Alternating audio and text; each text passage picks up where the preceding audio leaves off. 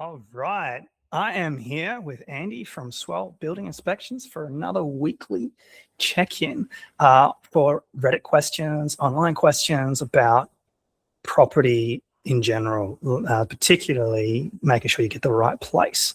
So how you going, Andy? Yeah, very well. Thanks, Jordan. What have you got for me this week?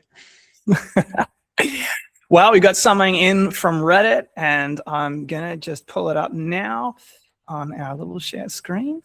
So we'll chuck that in, make ourselves look weird. And here we go. Would you walk away after this building inspection report? The auction was today with a heated bidding war between two young couples. It kicked off at the top of the price range at about 1.32.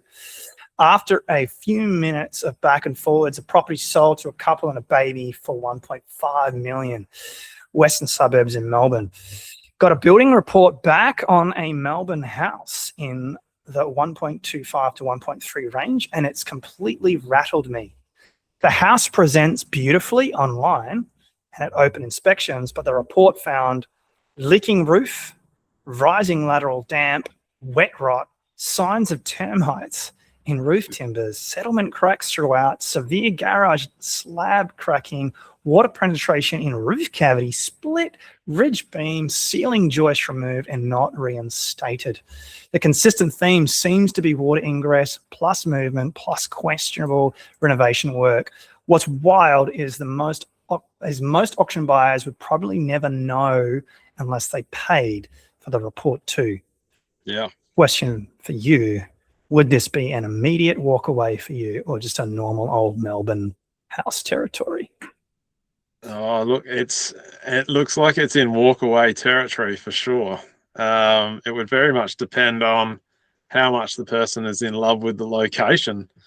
You know, sometimes people go into buying these properties knowing that they've got some money up their sleeve to fix things like this. You know, they're buying an older house. They know that it needs a bit of TLC, then, you know, they might be able to fix up these things. Things that pop out there that are concerning are the moisture ingress, and particularly the sign of termites in the roof space. That would be something that I would be quite concerned about, because if they're in the roof space, they've made their way to the roof space.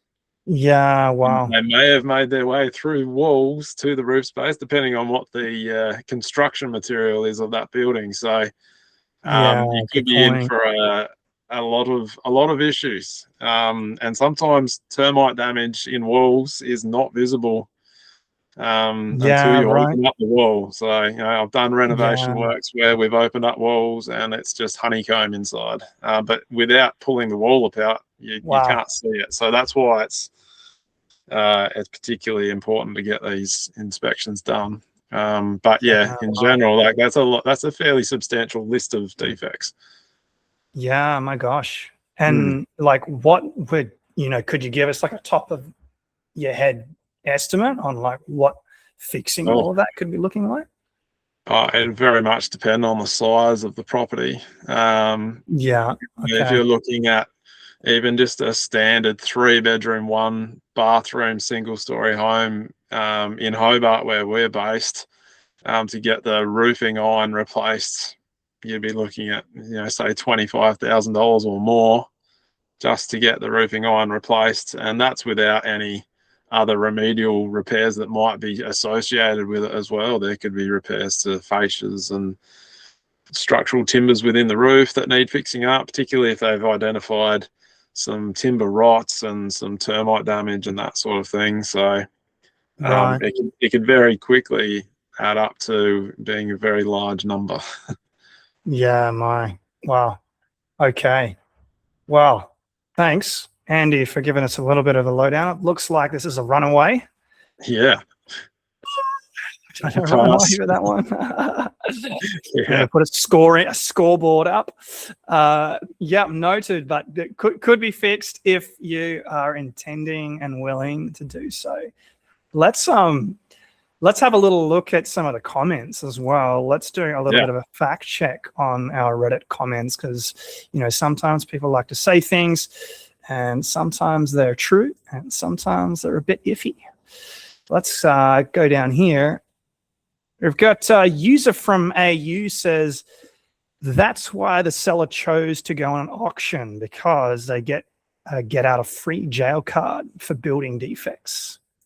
Yeah, possibly. It would depend on how the auction is set up and whether there's an option to have a defect clause within the contract after the auction.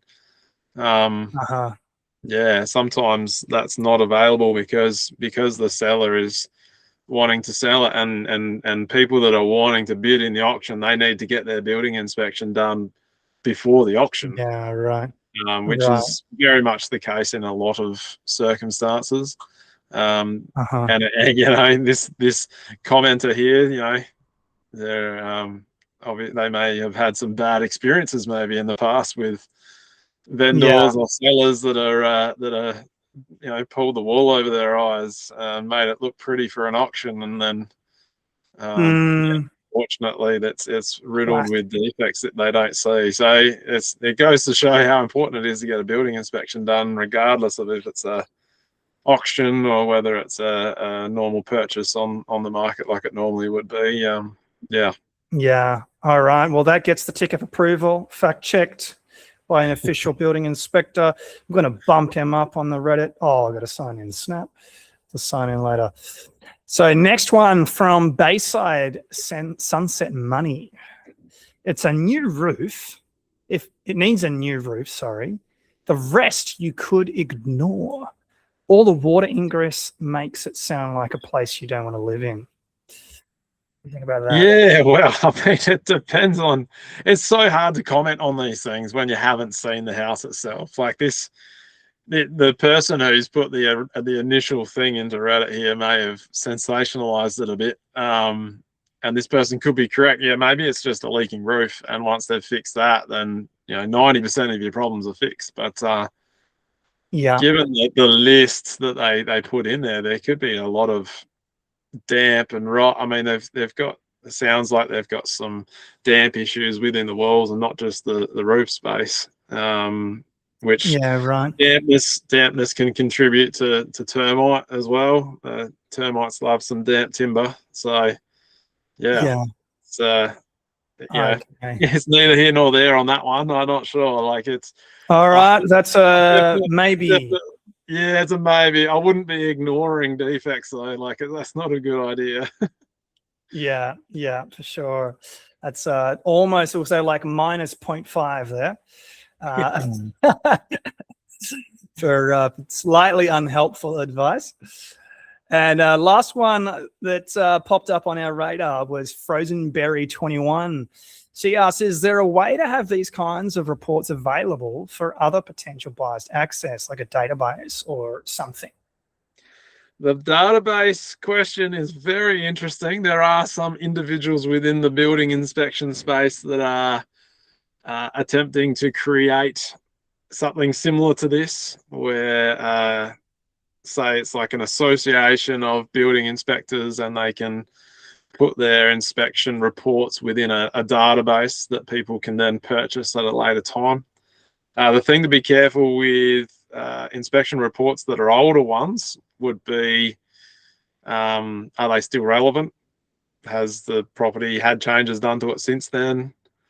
So they're things that need to be thought about. But generally, if a building inspection has been done on a property and the real estate agent is happy to share with the buyer who did the building inspection, you can get in contact with them, and most building inspectors that I know are happy to on-sell a current inspection on a property, and they can do that for a fee and change the name on the inspection report.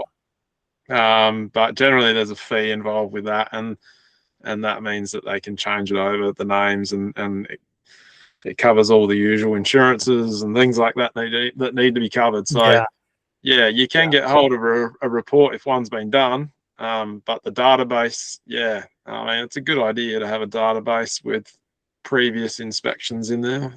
Not saying it's a bad idea, but at the moment, I think you said someone was working on one? yeah, I got contacted a few months ago, someone on the mainland who is trying to create a bit more awareness about pre-purchase building inspections and creating a bit of an association of building inspectors, which could be a nationwide thing, but it also entailed cataloging reports that have been done. Right. So, Yeah. and there's potential of on selling that in a way, but at the moment I don't think it's fully up and running or anything that's happening. So got it. Wow. All right. Well, there you go, Frozen Bear 21. And I love the names. anyone else? Yeah, I think it's got to do with Reddit's privacy thing. But thanks if you're listening. If you have any questions, please post them down in the chat, and we'd love to answer them maybe in the next session we do. Thanks so much, Andy. We'll catch you next week. Cheers.